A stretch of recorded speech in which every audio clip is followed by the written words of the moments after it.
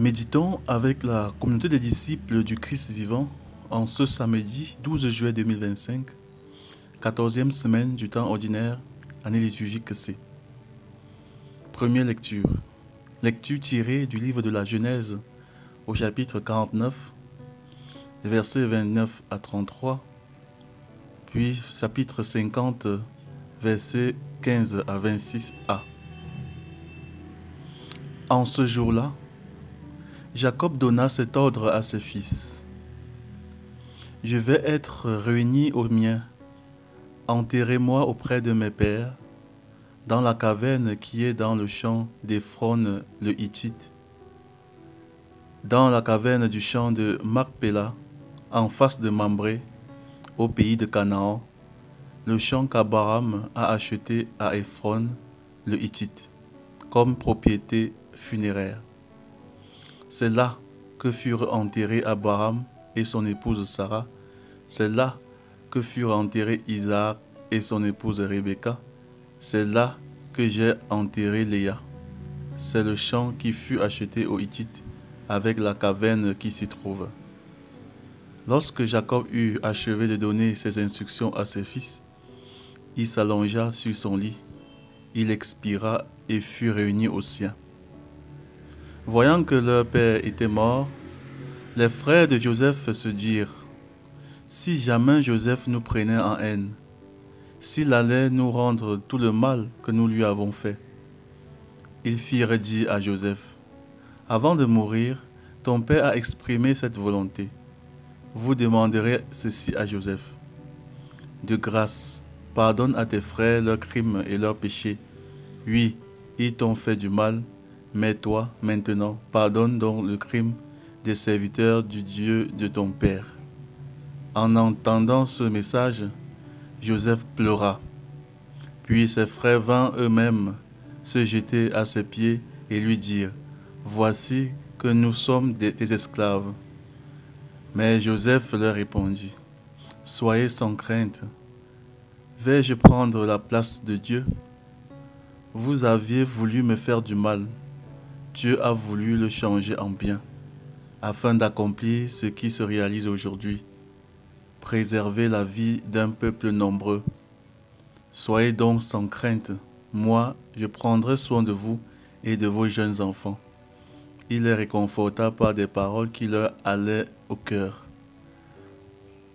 Joseph demeura en Égypte avec la famille de son père et il vécut 110 ans. Il vit les petits-enfants de son fils Éphraïm. Quant aux enfants de Makir, fils de Manassé, son autre fils, il les reçut sur ses genoux à leur naissance. Joseph dit à ses frères : « Je vais mourir. Dieu vous visitera et vous fera remonter de ce pays dans le pays qu'il a fait serment de donner à Abraham, Isaac et Jacob. » Joseph fit prêter serment aux fils d'Israël en disant : « Quand Dieu vous visitera, vous ferez monter d'ici mes ossements. » Et Joseph mourut à 110 ans. Parole du Seigneur.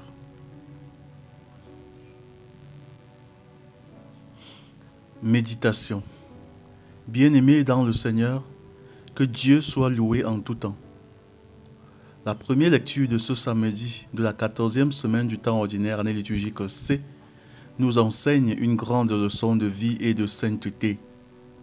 Lorsque nous choisissons de pardonner à ceux qui nous ont fait du mal, nous confions à Dieu la semence de notre propre bénédiction. Joseph, trahi et vendu par ses frères, aurait pu choisir la vengeance, mais il a choisi le pardon.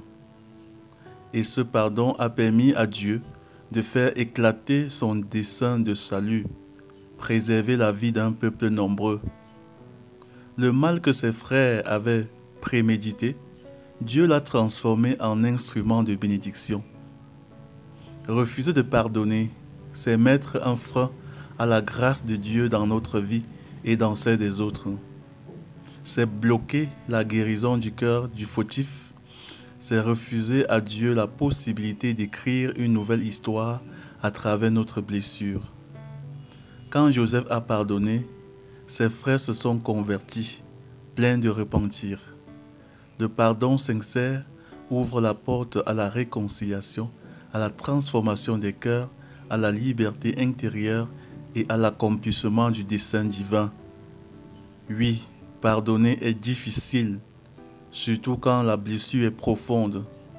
Mais le pardon est la voie royale de la bénédiction. Il libère non seulement celui qui reçoit, mais surtout celui qui donne. Que Dieu nous accorde la grâce de vivre dans la liberté du pardon pour que même les blessures de notre passé deviennent les semences de miracles dans notre avenir. Prions. Père très bon, toi qui as envoyé ton Fils pour nous réconcilier avec toi, accorde-nous par Jésus-Christ, ton Fils bien-aimé, la grâce de pardonner à ceux qui nous ont blessés. Ne laisse pas nos cœurs s'endurcir dans le ressentiment, mais rends-les souples à l'action de l'Esprit. Apprends-nous, comme Joseph, à laisser place à ta volonté, afin que ton dessein d'amour s'accomplisse à travers nos blessures. Nous te le demandons par Jésus, le Prince de la paix.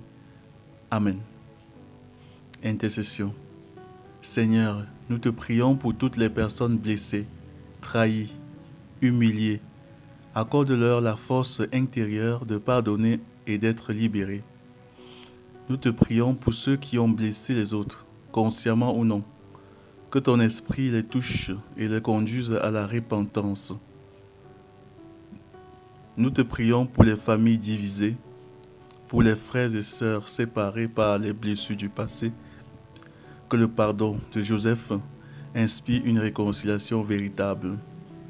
Seigneur, que ton Église soit un lieu de miséricorde, où chacun apprend à aimer et à pardonner comme le Christ. Seigneur, exauce-nous. Vierge Marie, intercède pour nous. Exercice spirituel. Voici 3 exercices pour vivre cette parole au quotidien. Identifier et nommer une blessure ancienne que tu n'as pas encore totalement pardonnée. Présente-la au Seigneur dans la prière et demande la grâce du pardon.